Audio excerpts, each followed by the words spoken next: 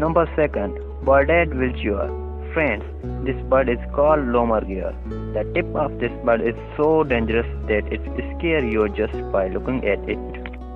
This bird's diet consists of 90% bones, but the most dangerous thing is that it cannot break bones in its own face. So, it grips its prey in its teeth and takes to squaw after a long flight. It throws the prey down so that its bones are broken and then it down comes